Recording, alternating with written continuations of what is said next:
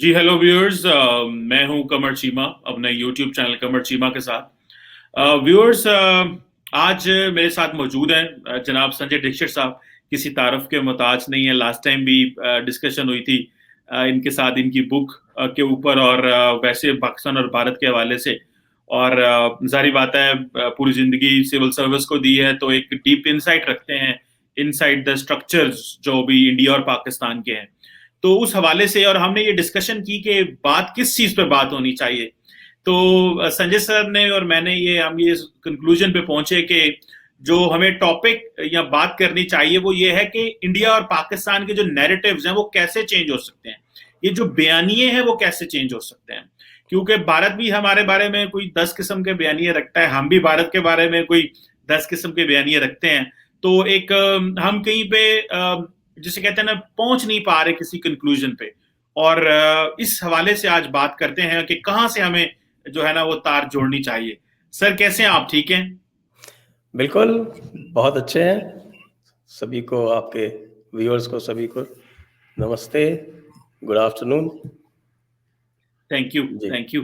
तो सर अभी फिर ये जो अगर ये ब्रॉडर क्वेश्चन है कि पाकिस्तान और भारत के नैरेटिव्स कैसे चेंज हो सकते हैं, so how will you answer this question?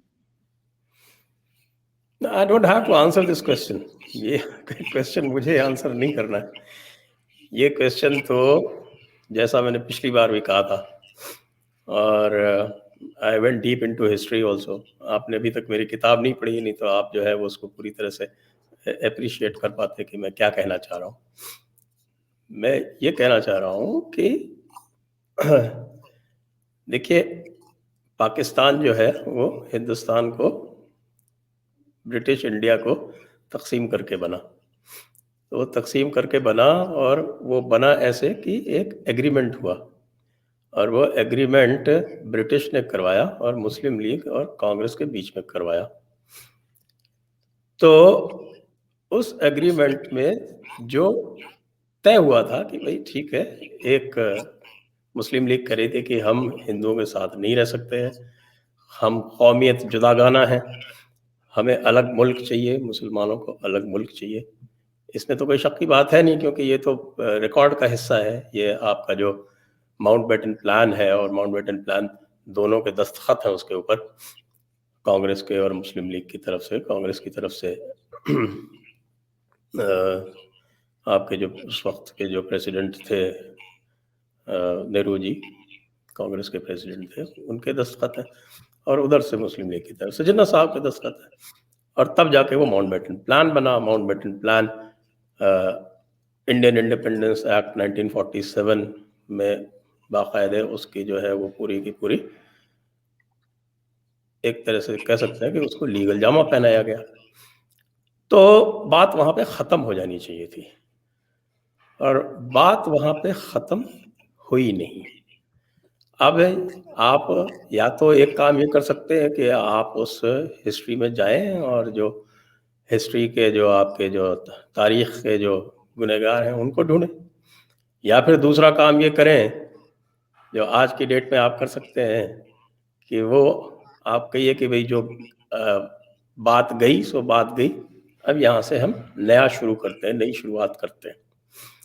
लेकिन वो शुरुआत तभी होगी जब एक सिंसियरिटी से बात होगी। तब ऐसे नहीं हो सकता कि साहब की एक बयान आ गया कहीं कि साहब अचानक किसी स्टेटमेंट दे दिया साहब किसी ने कि आर्मी चीफ ने पाकिस्तान के दे दिया, क्योंकि आर्मी चीफ ही मैटर करता पाकिस्तान में, हम सब जानते हैं, या आप भी जानते हैं, हम भी जानते हैं। भले आप सर हिलाएं वो बात अलग है, लेकिन पूरी दुनिया जानती है कि what matters in Pakistan is the army. और उनका एक बयान आ गया, तो उस बयान में कितनी सिंसियरिटी है इसको कैसे नापेंगे, इसको कैसे तोलेंगे? क्योंकि जो इश्यूज़ हैं वो तो सारे के सारे आउटस्टैंडिंग हैं। तो इश्यूज़ आउटस्टैंडिंग हैं, इश्यूज़ रिजॉल्व नहीं होंगे। आपके यहाँ से जो सप्लाई ऑफ टेरर है वो बंद नहीं होगी। तो भाई साहब, मैं तो यही कहना चाहूँगा कि आप अपने आप को बहुत होशियार समझें, इसमें किसी को कोई तकलीफ़ नहीं है, लेकिन दूसरे को बेवकूफ़ तो ना समझें।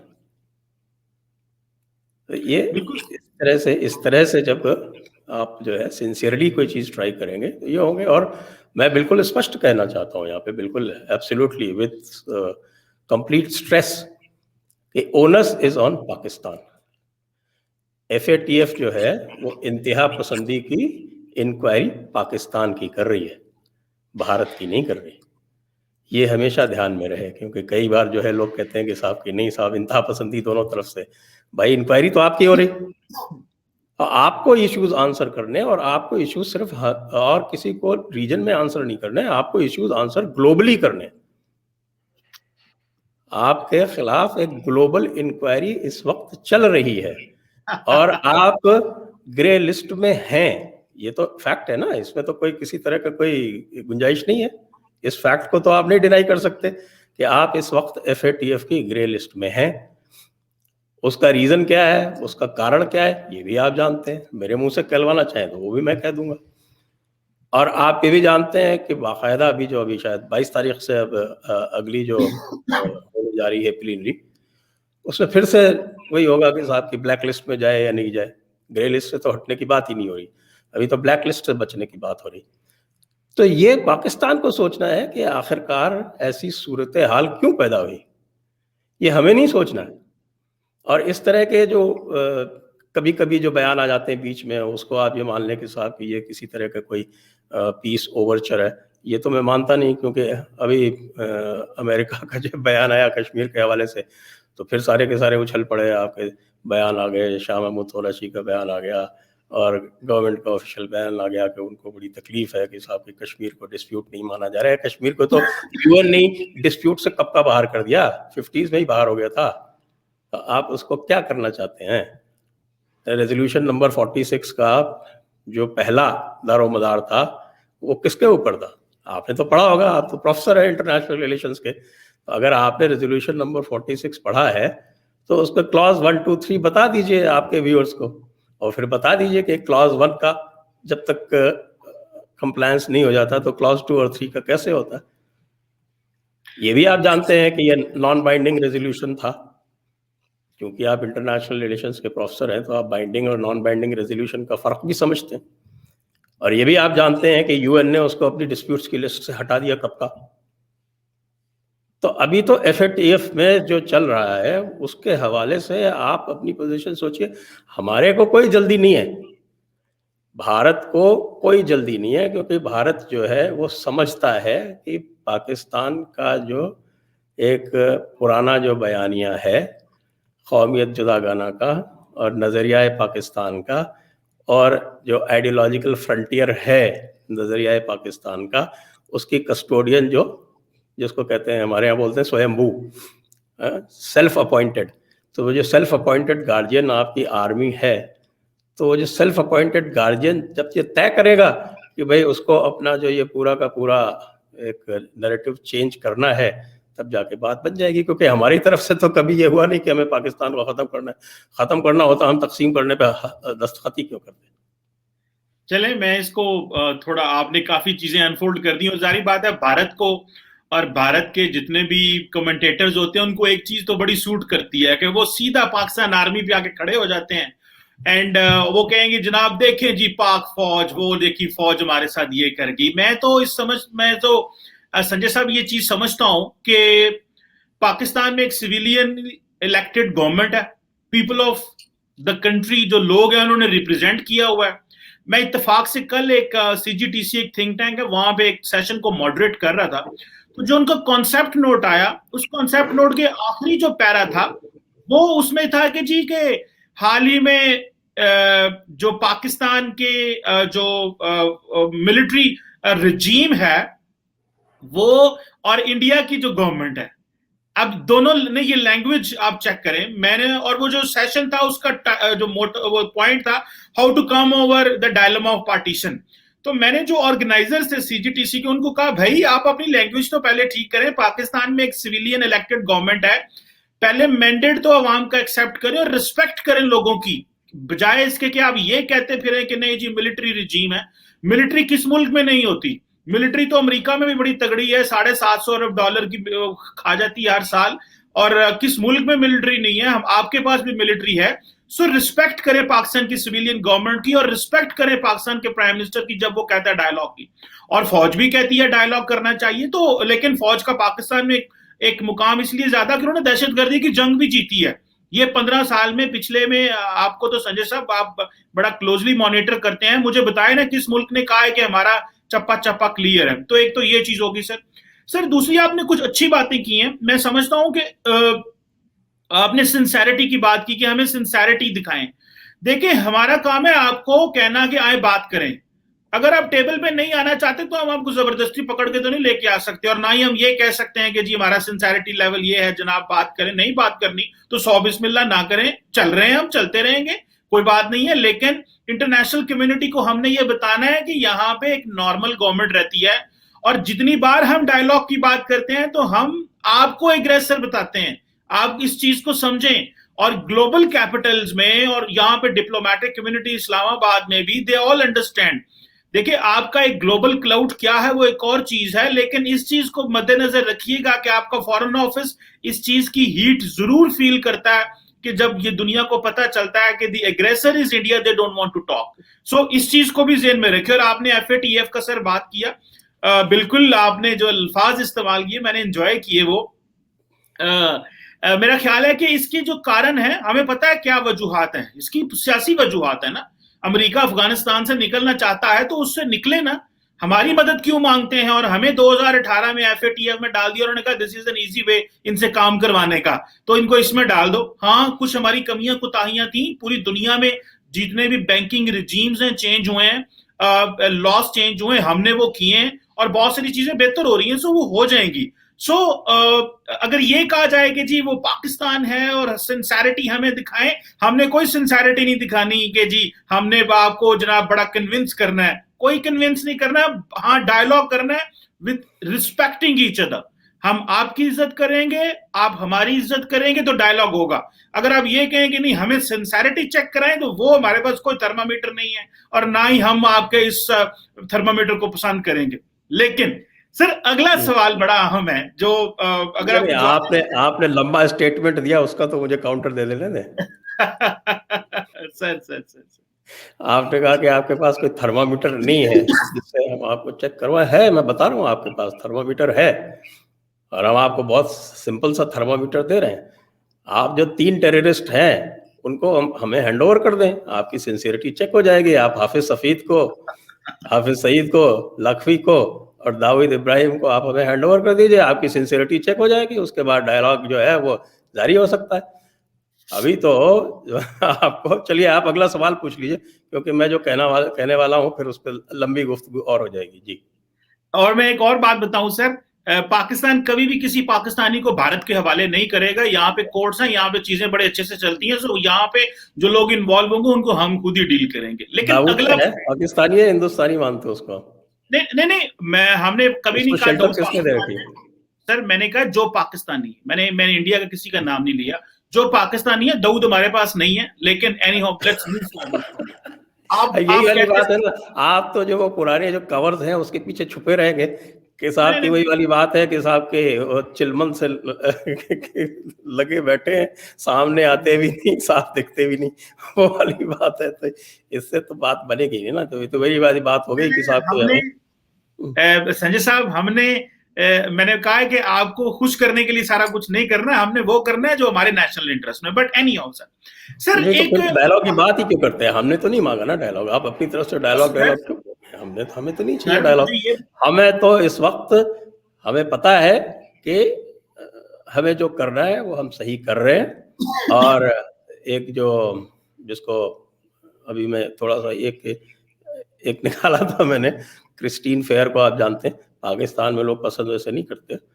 एक बड़ा अच्छा उन्होंने एक पैराग्राफ लिखा अपनी किताब में, उनका जो लास्ट है, क्योंकि उन्होंने जो लास्ट चैप्टर है उसके अंदर, और उनका पूरा जो आर्ग्यूमेंट ये है कि Pakistan is a revisionist state, it is not happy with its status. आप बात सुन लें, आपके पास पूरा वक्त है कि आप होस्ट हैं, हालांकि होस्ट को कम बोलना चाहिए, गेस्ट को ज्यादा बोलना चाहिए, लेकिन फिर भी तो वो क्या कह रहे हैं कि Pakistan represents that rare case of a purely greedy state which is revisionist because it wants to increase its prestige or spread its political ideology or religion, even when doing so is not strictly speaking needed to preserve the state's security, or worse, when doing so puts at risk the integrity or even viability of the state. तो ये तो जो international think tanks हैं उनका conclusion है। आपके ये तो आपके ही हैं हुसैन हक्कानी साहब, वो क्या कहते हैं आपके बारे में वो भी कोट कर दूं। जी, पहली बात तो यह है कि क्रिस्टीन फेर जरूर स्कॉलर है, मैंने उसको पढ़ा भी है, सुना भी है, लेकिन क्रिस्टीन फेर एक बायस स्कॉलर है, इसमें तो कोई शक नहीं है। और दूसरी, पाकिस्तान एक रिविजनिस्ट स्टेट है, ग्रीडी स्टेट है, ये चाहती है वो चाहती है। अगर ग्रीडी रिविजनिस्ट की बात करें, वो अमेरिका में बैठी हुई है, ये तो नहीं हम सुनते कि जी अमेरिका, लंदन, पेरिस से जो मर्जी बोल दे हम उसको एक्सेप्ट कर लें। मैं 10 कई ऐसे ऑथर्स हैं जो भारत के ऊपर क्या क्या बातें करते हैं। सो उस चीज को मैं भारत के अंदर से अरुंधति रॉय को ले लें तो वही जो है वो जो करती है उसको आप उसके फिर पर्चे काट जाते हैं लोगों के ऊपर, जो जर्नलिस्ट इंडिया के साथ करते हैं। लेट्स मूव फॉरवर्ड, ये कोई बहस नहीं है सर, लोगों को काम होता है। एक पॉइंट और रह गया। आपने कहा कि आपके यहाँ बहुत अच्छी एक बेशकीमती एक इलेक्टेड गवर्नमेंट है। उस इलेक्टेड गवर्नमेंट के बारे में और तो कुछ नहीं कहते, लेकिन जो जिसको कहते हैं हाथ कंगन को आरसी क्या, पढ़े लिखे को फारसी क्या, ये पुराना जुमला है, आप सब लोग जानते हैं। तो जो इस इलेक्टेड गवर्नमेंट का जो बिहेवियर रहता है आर्मी के साथ में, वो सब देखते हैं। तो ये कहना के साथ कि ये वाकई एक खुद मुख्तार गवर्नमेंट है जो ये कहती है, जिसके प्राइम मिनिस्टर ये कहते हैं आके कि साहब कि हमारे पास तो अब डेवलपमेंट वर्क के लिए खर्च करने का पैसा नहीं है, लेकिन आर्मी का खर्चा जो है वो हर साल 10% जो है फिक्स कर रखा है, वो तो बढ़ना ही बढ़ना है, वो बढ़ता चला जाता है। तो ये तो एक तो इस तरह से कि ये जो है this is an empirical evidence कि आपकी जो गवर्नमेंट है actually hostage to the army. आप आर्मी का खर्चा 10% हर साल बढ़ाएंगे और दूसरी तरफ कहेंगे साहब डेवलपमेंट वर्क के लिए हमारे पास पैसा नहीं है, कि साहब हम रोज स्ट्रगल कर रहे हैं, हमारे पास फॉरेन करेंसी रिजर्व नहीं है, we are struggling every day, लेकिन आर्मी का खर्चा तो हमको 10% बढ़ाना ही बढ़ाना है। भले वो आर्मी जो है वो चारों तरफ हाथ पैर मार रही है कि साहब अफगानिस्तान में भी घुसेंगे, कश्मीर में भी घुसेंगे और इंडिया को भी अंडर प्रेशर रखना है हमको, तो वो चीज़ अब नहीं होती साहब। वो जमाने चल गए साहब, वो जो है वो जमाने चले गए जब खलील मियाँ फाख्ता उड़ाते थे। संजय साहब एक बात बताऊं, मुझे कुछ दुनिया का एक मुल्क बताएं जो डेवलपमेंट का जो पैसा है वो अपने पल्ले से लगाता है। पूरी दुनिया डेवलपमेंट कर्जा लेके करती है और भारत के ऊपर क्या कोई कर्जे नहीं है? आपका यहाँ डिफेंस के ऊपर पैसा खर्च होता है या डेट सर्विसिंग के ऊपर आपका खर्चा जाता है। आपका दरअसल प्रॉब्लम यह है कि आपने उन्हें कहा जी फौज फौज फौज फौज फौज, इतना फौज फौज करो पाकिस्तान को कि फौज को कंट्रोवर्शियल करो। आप भी सबसे ज्यादा पैसा डेट सर्विसिंग पे देते हैं और फौज पे देते हैं, हम भी उसी पे देते हैं। ये मुझे बताए ना आपके कौन से इंडिकेटर्स, और 6-7 गुना बड़ा होने से जरूरी तो नहीं है कि आपकी इकोनॉमी पहिया ज्यादा चलता है और लोग ज्यादा हैं। जब हम 15 साल पिछले दहशतगर्दी की जंग लड़ रही थी हमारी फौज, आप उस वक्त सारी दुनिया के डेवलपमेंट के और लिबरल इकोनॉमी के फायदे उठा रहे थे। So there is a difference. So अपने आप को कोई बहुत बड़ी, वहां पे हमने कोई भारत में कोई बहुत बड़ी ट्रांसफॉर्मेशन नहीं देखी भारत के अंदर। फ्रैंकली स्पीकिंग मैं एक्नॉलेज करता हूं भारत की ग्रोथ को, स्टेबिलिटी को, डेमोक्रेटिक स्ट्रगल को। मैं what is good that is good, लेकिन ये जो चीज है कि जी प्राइम मिनिस्टर कहता है मेरे पास डेवलपमेंट के लिए खर्चे नहीं है और मैं फौज को 10% दूंगा, और भाई मेरे मैं सर मैं आता हूं, मैं जस्ट इसको बात करके फिर आप जो मर्जी बोलिएगा, I never stop you. Sir मुझे ये बताएं कि फौज ही तो फौज is a centre of gravity in Pakistan, क्योंकि फौज ने प्रोटेक्ट किया हमें भारत के एग्रेशन से। और जो आप रिवीजन की बात कर रहे थे वही talk, India is basically a revision state, जो अपने आप को, जो अखंड भारत है आपका, जो आप चाहते हैं कि नेपाल भी हमारे कब्जे में आ जाए, भूटान भी आ जाए, श्रीलंका को भी दबा लें। हम तो सिर्फ एक चीज कहते हैं संजय दीक्षित साहब कि हमने इस खित्ते में श्रीलंका, भूटान, मालदीव्स, नेपाल की तरह नहीं रहना, हमने इस खित्ते में पाकिस्तान की तरह रहना है और हमने इक्वल रिस्पेक्ट से बात करनी है और हमने आपसे बात करनी है टेबल पे बैठ के, आंख में आंख डाल के। हमने ये नहीं कहना कि नेपाल नु इंज कर दियो ते म्यांमार नु इंज करो, इधर 1 इंच इधर आएंगे तबाही उतार के रख देंगे। इसी तरह आप भी कहते हैं पाकिस्तान ये करेगा तो हम ऐसे कर देंगे। सो सर एक ही रिक्वेस्ट है, हम भारत को एक चीज कहते हैं, मैं आखिरी बात, सॉरी सर आखिरी बात, हम भारत को एक चीज कहते हैं हमसे इक्वली रिस्पेक्ट के अंदाज से बात की जाए।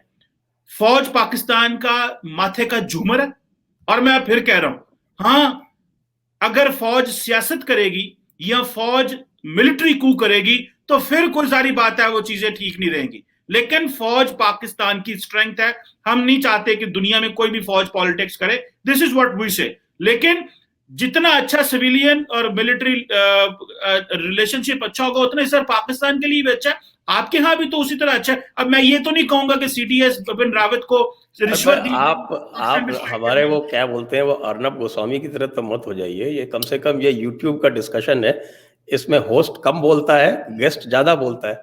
आप भी आप बोले चले जा रहे हैं। आपको जो है, मैं कुछ कहता हूँ आपको इतनी मिर्ची लग जाती है कि आप उसका काउंटर करने में लग जाते हैं। अरे भाई, आप सवाल पूछिए, मैं जवाब दूं, ये होता है इसका तरीका।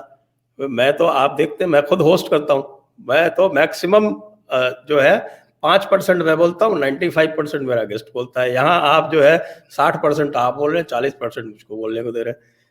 अगर मैं बोल रहा हूँ तो आपने मुझे बुलाया, तो सुनने की ताकत तो रखिए। सर मैं एक बात कर लूं, फिर आप जो मर्जी बोलिएगा। सर पहली बात तो ये है कि अब आप क्या समझते हैं, अगर हम YouTube पे बात कर रहे हैं तो क्या मैं, आप जो मेरी रियासत के बारे में बातें करें, क्वेश्चन मार्क लगाएं, मुझे गाली दें, मेरी फौज को गाली दें, और मैं आपसे सर सुनता रहूं? सर मैं आपको, मैं जहां पे समझता हूं आप ठीक नहीं है, मैं करेक्ट करूंगा, और जहां मैं ठीक, आप समझते मैं ठीक नहीं, आप मुझे करेक्ट कर दे कि भाई ऐसी बात नहीं है, and then we will move forward. मैं बोलना नहीं चाहता, लेकिन अगर डायलॉग फेयर होगा तो मैं नहीं बोलूंगा, डायलॉग बाइस्ड होगा तो बोलूंगा। सर ये मुझे ये तो बात देखिए, मैं तो आपको जो भी बात बता रहा हूँ, मैं तो आपको फैक्ट्स पे बात बता रहा हूँ, फैक्ट्स तो बदलते नहीं है। अब आपने कहा, आपने एक बयान दे दिया कि साहब की डेट सर्विसिंग तो भारत की भी प्रॉब्लम है और सबकी प्रॉब्लम है, सबकी। भारत के पास जो है, आपको पता है ना कि भारत का फॉरेन करेंसी रिजर्व कितना है? $600 बिलियन। तो आप कम से कम पाकिस्तान की जो डेट सर्विसिंग है वो भारत से तो ना कंपेयर करें। और हम जो है वो बाहर से जो कर्जे वर्जे लेते हैं ना, तो हम वो चीन से नहीं लेते हैं, हम वो 4% 5% वाले कर्जे हम नहीं लेते। मैं तो खुद इन्वॉल्व रहा हूँ इतने सारे नेगोशिएशन में, और मुझे पता है कि वर्ल्ड बैंक आता है भारत के पास कि भाई कर्जे ले लो, हमसे कर्जे नहीं ले लोगे तो, अगर इंडिया चाइना हमसे पैसे नहीं लेंगे तो वर्ल्ड बैंक बंद हो जाएगा। उनका तो ये हाल है, क्योंकि मैं खुद उसमें इन्वॉल्व रहा हूँ ना। तो जाते थे और कोई कहते थे, थोड़ी बहुत कंडीशन लगाते थे, हम कहते नो, नॉट एक्सेप्टेड, तो फिर जाके चेंज करके लाते थे, फिर करके करते थे, उस तरह करते थे। तो कितने सारे इसमें इन्वॉल्व रहे, तो हमें पता है हमें नहीं चाहिए वर्ल्ड बैंक का पैसा, और हम बाहर से किसी से कोई कर्जा ले भी नहीं रहे। जो डेवलपमेंट असिस्टेंस आती है, आप भी देखिए ना, पिछले जमाने में जब बात होती थी तो वो होता था aid India consortium, aid Pakistan consortium, वो सब होते थे। अब कौन जाता है एड इंडिया कंसोर्शियम में? जिसको जरूरत होती है वो बायलैटरली आता है। अब कोई कंसोर्शियम नहीं होता है, हिंदुस्तान को किसी की जरूरत नहीं है। $600 बिलियन का हमारे पास रिजर्व है, जो सिर्फ चाइना, जिसके पास $1.2 ट्रिलियन का जो है वो फ्री रिजर्व है, उससे ही कम है, बाकी किसी से कम नहीं है। और हम अपनी बराबरी करते हैं, तो बराबरी से बात होती तो चाइना से होती। देखिए चाइना ने नेगोशिएट किया ना, जो स्टैंड ऑफ हो रहा था लद्दाख पे, तो उससे वो कर रहा था। आपका साहब ये है कि साहब हम बराबरी से बात करेंगे। अरे भाई, बराबरी वालों में होती है। आप बराबरी करेंगे, किस चीज में बराबरी करेंगे साहब? आप इकोनॉमी में बराबरी करेंगे, या आप जो है टेक्नोलॉजी में बराबरी करेंगे? अरे हम तो, फिर आपने एक और बयान दे दिया कि भारत जो है वो नेपाल को भी हड़पना चाहता है, भारत पाकिस्तान को भी हड़पना चाहता है, भारत श्रीलंका को भी हड़पना चाहता है। अब ये क्या है कि ये अब आप अपनी मनमर्जी से कुछ भी बोलते रहिए, जिसका कोई बेसिस नहीं है। आप मुझे फैक्ट्स बता दीजिए, इसका कोई भी, अगर आपके पास इसकी फैक्चुअल बेसिस, मैं बता देता हूँ। मैं आपको बता देता हूँ कि इंडिपेंडेंस के तुरंत बाद नेपाल ने भारत से कहा था कि हम आप में शामिल होना चाहते हैं, भारत ने मना किया। आपको ये भी पता है कि जो आपके कलात वाले थे, कलात के रूलर थे, वो भारत के पास आए थे कि ये पाकिस्तान हमको हड़प जाएगा, आप हमको मिला लीजिए। आखिरकार जो है वेस्ट पाकिस्तान ईस्ट पाकिस्तान, बीच में 1000 मील का फासला है, तो हमारे आपके बीच में तो मुश्किल से 150 मील का फासला है, तो आप हमको मिला लीजिए। तो हमारे यहाँ लोगों ने कह दिया ना। आपको ये भी पता है कि ओमान ने ग्वादर जो था वो सबसे पहले भारत को ऑफर किया था, भारत ने मना कर दिया। तो अगर एक एक्सपेंशनिस्ट और रिविजनिस्ट स्टेट होती तो ये सब चीजें एक्सेप्ट कर लेती, जो तो प्लेटर पे मिल रहा था तो नहीं किया। बांग्लादेश को हमने लिबरेट कराया, ये तो आप मानेंगे ना, फैक्ट है या नहीं है? पिछली बार आपने जो आपका प्रोग्राम हुआ था, आपने खुद कहा था कि भाई भारत ने कराया, हम फख्र से कहते हैं हमने बांग्लादेश को लिबरेट कराया। That is a fact, international law की वायलेशन बड़े फख्र से that is a fact of history. International law का वायलेशन शुरुआत आपने की थी, हमने तो उस पर खाली एंड गेम किया था। तो बांग्लादेश को लिबरेट कराया। तो अगर हम रिविजनिस्ट होते, एक्सपेंशनिस्ट होते, तो हम कहते कि भाई तुम तो हमारे हिस्से थे, आओ मिल जाओ। हमने तो नहीं कहा। तो इसलिए आपके जो भी आपने जो बयान दिया उसके कोई उसकी कोई फैक्चुअल बेसिस नहीं है। वो तो साहब आपने सिर्फ इस नाराजगी में दिया कि मैंने कुछ फैक्ट सामने ले आया जो आपको अच्छे नहीं लगे, तो आपने जो है वो क्या बोलते हैं, तुर्की ब तुर्की आपने ये कह दिया कि नहीं नहीं भारत भी ऐसा है और भारत भी इंतहा पसंद है और साहब भारत भी रिविजनिस्ट है। अरे भाई फैक्ट्स पे बात करो कमर साहब, फैक्ट्स पे बात करिए। लगता है आप राम माधव को और बीजेपी की लीडरशिप को इतना करीब से नहीं जानते ही, ना उनके कोई लिटरेचर पढ़ते हैं। जो अखंड भारत और जो खित्ते में अपना देखें, 1947 में आपकी लीडरशिप का क्या मौकफ था वो एक और चीज है। अभी 74-75 साल हो गए हैं।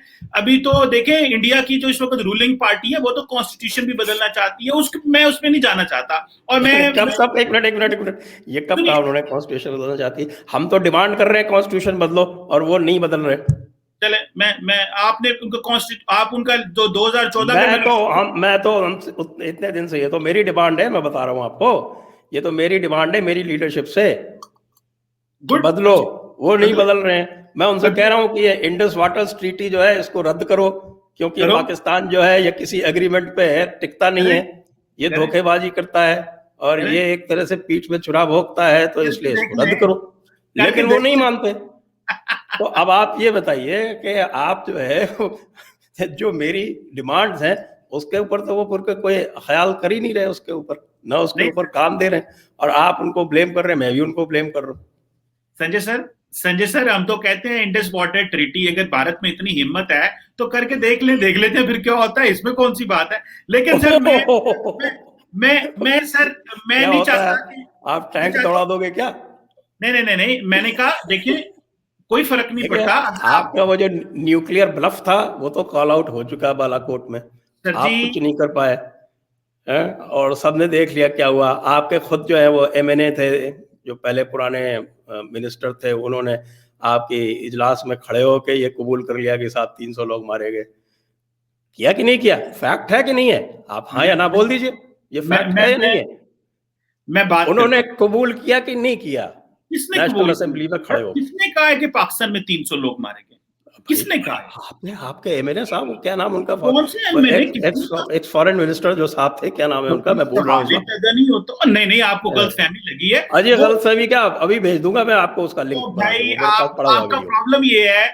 प्रॉब्लम ये है मेरी प्रॉब्लम मत बताइए आप सवाल पूछना है वो पूछिए। मेरी तो प्रॉब्लम्स बहुत सारी हैं, आप मेरे को करेक्ट नहीं कर पाएंगे, आप मेरे से सवाल पूछिए, मैं उसका जवाब दूंगा। जरा संजय साहब, मैं आपको नहीं कह रहा, आपसे मुराद भारत की बात कर रहा हूँ। भारत का प्रॉब्लम ये है, क्या है, मैं इस तरह कह लेता हूँ क्योंकि जरी बात है आप भी उसी रेफरेंस से बात कर रहे हैं। भारत का प्रॉब्लम संजय सर ये है कि उस बेचारे भारत को और भारत की लीडरशिप उसको कोई सबूत दिल के बहलाने को गालिब ख्याल, ये भी अच्छा है। चलिए मुझे अगर बात करने दें, मैं एक बात बताऊं सर, आपको सबूत नहीं मिल रहा कि यार हमने तो ये किया, ना कांग्रेस मानती, ना इंडियन एयरफोर्स में इतना कॉन्फिडेंस है, ना उन्होंने जो प्रेस कॉन्फ्रेंस में कहा कि जी हम फाइनल वर्ड कुछ नहीं कह सकते, हम बात कुछ नहीं कर सकते। बीजेपी ने कुछ कह दिया, बाद में बैक ट्रैक करके कांग्रेस का प्रेशर, इतने लोग मारे गए, हुआ कुछ भी नहीं। बहुत जो ग्लोबली जो लोग सैटेलाइट से इमेजरी देखते हैं उन्होंने भी कह दिया, ऑस्ट्रेलियंस ने भी कह दिया, वो कोई बात ना हुई तो उन्होंने कहा जी देखें अब पाकिस्तान में ये होता है कि यहाँ पे जो सियासी जमातें एक दूसरे को नीचा करने के लिए भारत का इस्तेमाल करते हैं, आप वाले हमारा इस्तेमाल करते हैं, तो इट गोज दिस वे। लेकिन संजय साहब, जो इंपॉर्टेंट चीज है, आपने कुछ बातें की, मैं अब इसको एज ए होस्ट मैं नहीं चाहूंगा कि मैं इसका रिस्पॉन्स दूं, मैं मूव ऑन करना चाहता हूं, और मैं मूव ऑन एक और सवाल पे करना चाहता हूं। वो सवाल बड़ा हमें जो हमारी जो पेरेंट डिस्कशन है उसी के ऊपर है। सर जो इम्पोर्टेंट चीज है वो ये है कि जैसे मैं अक्सर कहता हूं, और दिस इज अ रियलिटी, आपने बहुत सारी जगहों पे इतना काम किया, इतना डिलीवर किया है। हम भारत और पाकिस्तान को, sir this is the last question, हम इसी को कंक्लूड करेंगे अगले 5-10 मिनट में। सर भारत और पाकिस्तान एक दूसरे को why we always see from the lens of high politics, हम ये हाई पॉलिटिक्स, नेशनल सिक्योरिटी, इन चीजों से क्यों शुरू करते हैं? वाई, अगर वैसे तो मुझे पता है कि आप भी जो है वो एक अपना एक खास नजरिया पाकिस्तान के बारे में रखते हैं, और पिछले 30 मिनट में आपने वही किया है, लेकिन मैं तो आपसे कह रहा हूँ मेरी किताब पढ़ लीजिए, आप पढ़ ही नहीं रहे, मैं क्या करूं? सर मेरी बात तो सुने ना, वो मैं उस पर आ जाता हूँ, किताब पे भी आ जाता हूँ। अगर हमने मूव ऑन करना है, भारत का अंदर एक वर्जन तो ये है कि मूव ऑन नहीं करना, लेकिन भारत के बहुत सारा जो एक हिस्सा है वो समझते हैं मूव ऑन करना है, और जब चीजें आगे चलनी हो तो हम लो पॉलिटिक्स, हम कल्चर भी, हमारी कॉमनैलिटीज बहुत ज्यादा है, हमारी सोशल कॉमनैलिटीज बहुत ज्यादा है, हमारा क्रिकेट है, हमारा सोसाइटी के लिंकेजेस बहुत ज्यादा है। सो हम ये हाई पॉलिटिक्स डिस्कस करते हैं, ये लो क्यों, ये जो सोशल कल्चरल सोशल चीजें, ये क्यों डिस्कशन इतनी होती? देखिए जी, आपके जो प्रेजेंट एनएसए हैं, जो मैं आपको तरीका बता रहा हूँ कि कैसे बात हो सकती है। आपके जो प्रेजेंट एनएसए हैं, मोहित साहब, मेरे ख्याल से नाम सही ले रहा हूँ मैं, मोहित साहब ही है ना? मोहित यूसुफ। हाँ, मोहित यूसुफ साहब। तो ये जब एनएसए नहीं थे और दानेश्वर की तरह जब आते थे टीवी पे, तो मैंने इनकी गुफ्तगू सुनी थी। एक बात कही थी, वो बहुत ही प्रैक्टिकल और प्रैग्मेटिक बात कही थी, और उन्होंने ये कहा था कि भाई चीन और भारत में भी बहुत सारे इख्तलाफ हैं, लेकिन फिर भी वो ट्रेड तो बंद नहीं करते, पूरी की पूरी वो ट्रेड करते। और उस वक्त, जिस वक्त की बात हो रही है, उस टाइम पे कोई $60 बिलियन का चाइना और इंडिया का ट्रेड था। और आज अभी भी जो लद्दाख के बॉर्डर के ऊपर इतना तनाज़ा है, उसके बावजूद भी $50 बिलियन से ऊपर की ट्रेड हो रही। तो वो उस वक्त कह रहे थे, वो मैंने सुना था उसको, कई बार सुना मैंने कहा कि पाकिस्तान में भी कोई ऐसा शख्स है जो इस तरह की बात कर रहा है। और उन्होंने कहा कि भाई आप ट्रेड क्यों नहीं रिज्यूम करते हैं, आप ट्रेड को जो है बाकी सारे इश्यूज से क्यों लिंक करते हैं, आपने क्यों भारत को ओवरलैंड राइट्स क्यों नहीं दे रखे, जो उन्होंने कहा वो बोल रहा हूँ। और भारत और बांग्लादेश है, भारत के नॉर्थ ईस्ट में बांग्लादेश ने भारत को ओवरलैंड राइट्स दे रखे। चटगांव से सारा का सारा जो है, चटगांव पोर्ट है, वहाँ से ओवरलैंड त्रिपुरा में, और जो वो असम का जो निचला हिस्सा है, मिजोरम वगैरह जो थोड़ा नॉर्थ ईस्ट के दूर दराज वाले हिस्से हैं, वहाँ पे सारा वहाँ से ट्रेड जाता है, और वो लॉजिस्टिक्स प्रोवाइड करते हैं, उसके पैसे लेते हैं, ओवरलैंड राइट्स देते हैं, उसके पैसे लेते हैं, उनकी इकोनॉमी को बेनिफिट होता है और भारत की इकोनॉमी को बेनिफिट होता है। विन विन सिचुएशन है। भारत चाहता था कि भाई आप इसका एक अगर ओवरलैंड राइट्स दे दें तो ट्रेड भारत की सेंट्रल एशिया से नहीं हो, आपने नहीं दी, हम चाह बाहर चले गए।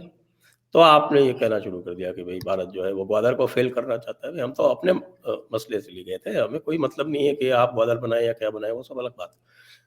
तो ये मोहित साहब ने ये बात उस वक्त कही थी, और मुझे बड़ी एक पसंद आई थी कि बात, बंदा जो है वो प्रैग्मेटिक बात कर रहा है, and he is not weighed down by ideology.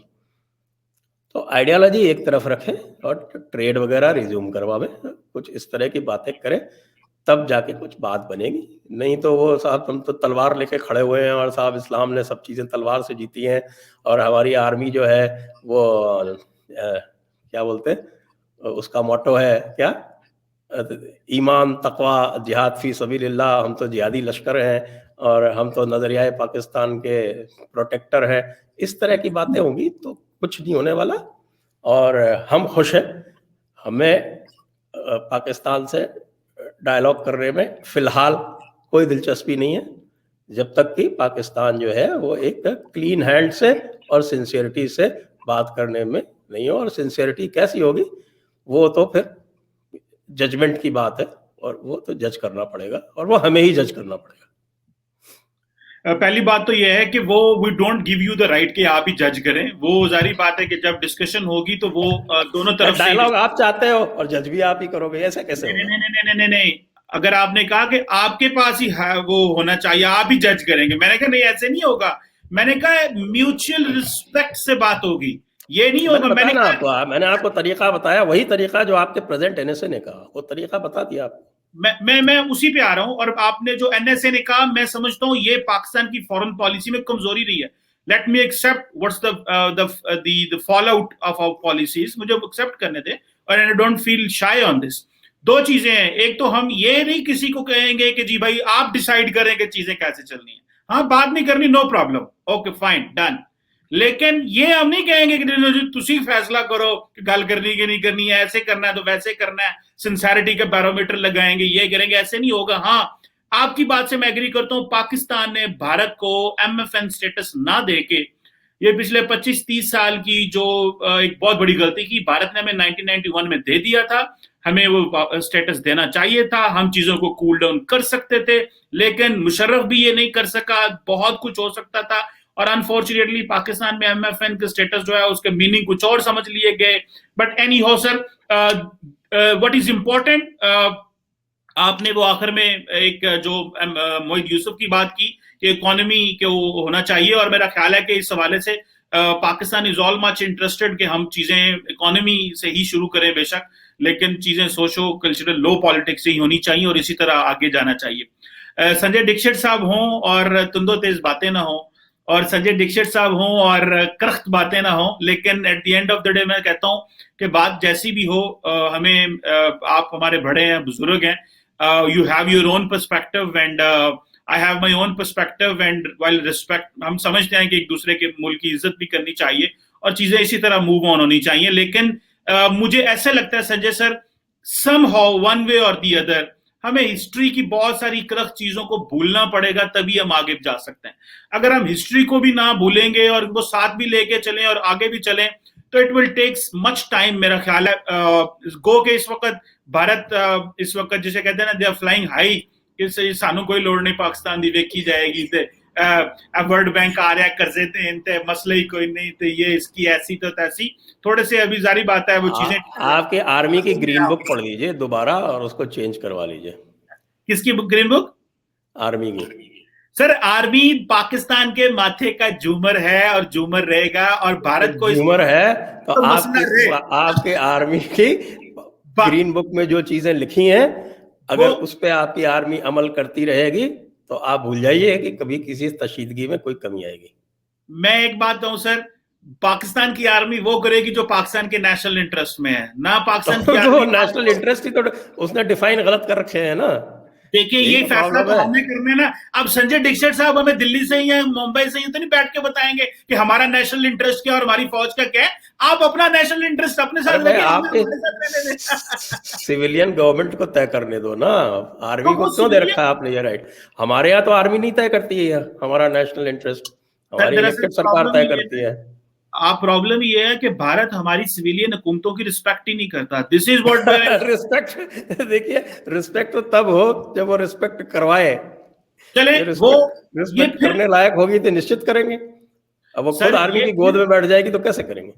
Sir ये फिर हम ही ने डिसाइड करना है, आपने डिसाइड नहीं करना। आपने सिर्फ हमारी हुकूमत से बात करनी है, अगर करनी, अगर नहीं करनी तो अगर करनी है, अगर नहीं, हाँ अगर नहीं करनी, हम नहीं कर रहे, हमें तो कोई जरूरत महसूस हो नहीं रही। सर एक बात का मुझे पता है, आप अच्छा है सर जल्दी रिटायर्ड हो गए हैं, वरना आप जैसे हॉक्स अगर हुकूमत से आप जैसे हॉक्स रिटायर्ड हो गए भी हॉक ही है। एक बात और आपको बताऊं, सिविल सर्वेंट कहीं भी पूरी दुनिया में कभी रिटायर नहीं होता। रिटायर सिर्फ वो अपनी सर्विस से होता है, काम से कभी रिटायर नहीं होता। मेरा ख्याल है कि ये भी सिविल सर्वेंट्स क्योंकि बड़ी पावर एंजॉय करके आए होते हैं ना, तो ये गलत फहमियों ने रह जाती है हम रिटायर्ड नहीं हुए। रिटायर्ड सर हो गए हैं, अभी अपने आप को महसूस करें आप रिटायर्ड हैं। देखिए आपने महसूस ना किया तो आपके लिए अच्छा नहीं होगा, वरना बंदा उस माइंड में रहता है। सर अगर हम वाकई रिटायर हो गए होते तो आप हमें क्यों तकलीफ दे रहे होते? आप रिटायर नहीं हुए इसलिए। सर दो चीजें हैं सर, दो चीजें मैं मानता हूं। One, you have served your nation and you have served whole heartedly, और अपने दिल और जान से आप अपने मुल्क के लिए काम किए, जिसके लिए आपकी नेशन भी आप पे प्राउड है। And secondly, you have given your entire life in civil services and you have a lot of exposure and lot of information जो जारी बात है एक आम आदमी के पास नहीं होगी. आपके हाथों से वो आपकी नेशनल सिक्योरिटी की चीजें गुजरी होंगी जो आम बंदे के हाथ से नहीं गुजरी होंगी. So you are very important. I respect you for that and your nation respect you for that. But जारी बात है मैं समझता हूं कि जो लोग सिस्टम में रहे होते हैं they know a lot, but वो डेफिनेटली एक जो सिस्टम में रहे होते हैं वो थोड़े बाइस्ड भी हो जाते हैं. ये यहाँ पे भी है, सिर्फ आपके यहाँ नहीं है सर, ये यहाँ पे भी है. But sir with all this good note, कहता हूँ आप मेरी किताब पढ़ लेते तो ये बात नहीं कहते. सर बड़ी सारी किताबें देखी हुई हैं इससे पहले भी, लेकिन ये जरूर मैंने अब अगली निश्चित में मेरे पास होगी ये किताब in soft copy. I will get it and I will show you as well. और thank you very much Sanjay Dikshit साहब. Sir it's always pleasure talking you, although we speak from dramatically different angles, but it's always a pleasure, sir. Thank you.